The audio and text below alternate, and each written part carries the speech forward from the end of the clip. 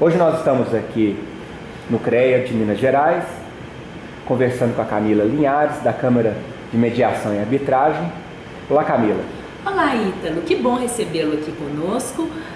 O propósito aqui é a gente falar um pouquinho não só da Câmara de Mediação e Arbitragem, como também da prática da mediação e arbitragem aplicada ao mercado de engenharia como um todo.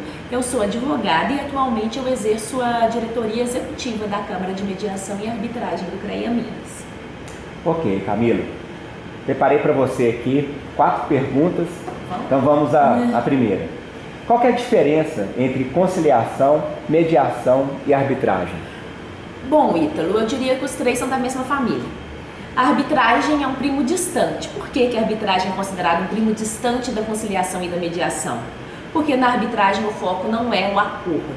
Na arbitragem o foco é a decisão. O terceiro, o árbitro, decide o conflito pelas partes, ou seja, ele tem a mesma função de um juiz de direito, tá? Já na conciliação e na mediação, o foco é a construção do acordo pelas próprias partes. E qual então seria a diferença entre a conciliação e a mediação, sendo que os dois têm um foco comum? A diferença seria na atuação entre o conciliador e o mediador. O mediador, ele auxilia as partes através de técnica e tem como foco o restabelecimento da comunicação, mas ele não emite opinião, ele não sugere. Já na conciliação, o conciliador tem esse papel de terceiro, de facilitar o diálogo entre as partes, utilizar técnicas, mas se as partes não chegarem a um consenso, ele pode sugerir. Mas vamos deixar claro, né, tanto na conciliação como na mediação, ninguém é obrigado a fazer acordo no Brasil, independente de ser conciliação ou mediação pública ou privada. E na arbitragem a gente tem uma decisão que é o mesmo valor de uma sentença proferida pelo juiz de direito. Camila, para as empresas de engenharia e construção, quais seriam as vantagens de uma Câmara de Mediação e Arbitragem dentro do CREA? Antes de adentrar das vantagens da Câmara dentro do CREA, eu diria 3 vantagens em relação à utilização da arbitragem em relação ao método tradicional que é o Poder Judiciário.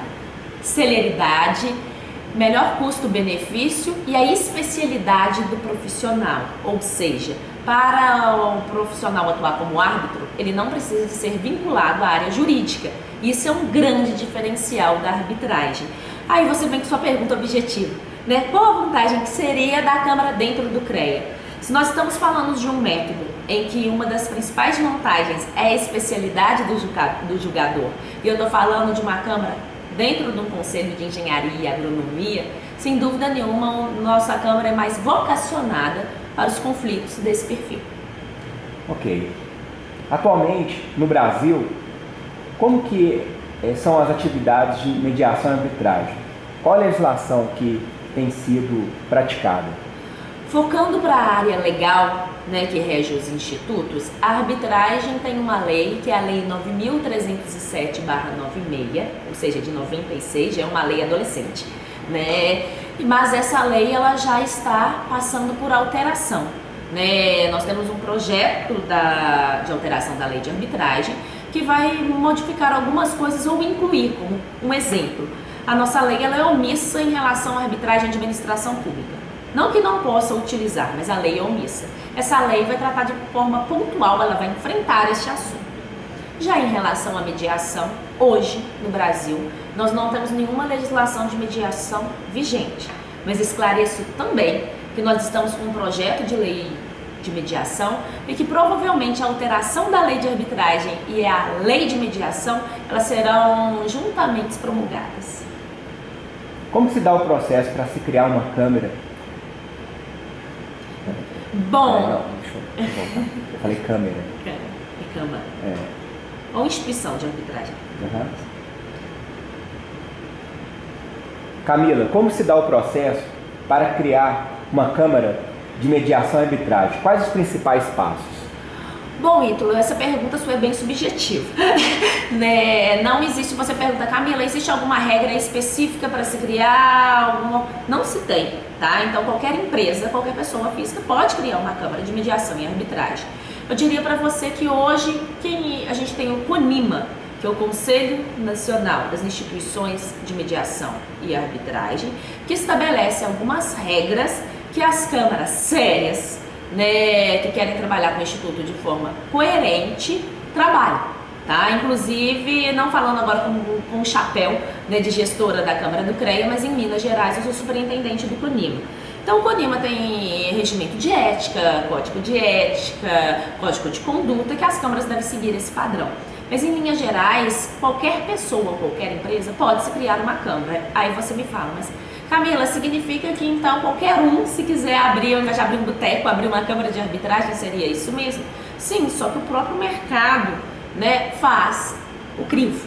Né, eu diria para vocês que no estado de Minas Gerais, para você ter uma ideia, nós temos cerca de 3, 4 câmaras de arbitragem séria. Então não basta simplesmente criar a câmara, né, tem que ter uma série de regimentos, até mercado, para que a câmara seja eficiente. Ok, Camila, agradeço muito as suas contribuições. Deixo para você uma mensagem final. Bom, você não devia deixar eu falar mais, já falei muito. Né? Mas a mensagem que eu deixaria no final seria o seguinte: não vejo todo conflito, independente de ser conflito de gestão, de construção, ou conflito pessoal, né? A gente não pode ver o conflito como um problema. Né? Eu acredito que a gente pode ver o conflito como um fator positivo. Mas o que vai levar o conflito a ser um problema ou ser um sinônimo de superação de relações interpessoais ou profissionais é a forma de solucionar. Então, sem dúvida nenhuma, a gente enxergar outras formas de solucionar o conflito, em que vai focar para que as partes, ao invés de brigar, conversar, sem dúvida nenhuma, vejo que é o caminho. E agradeço muito pela oportunidade, estamos à disposição.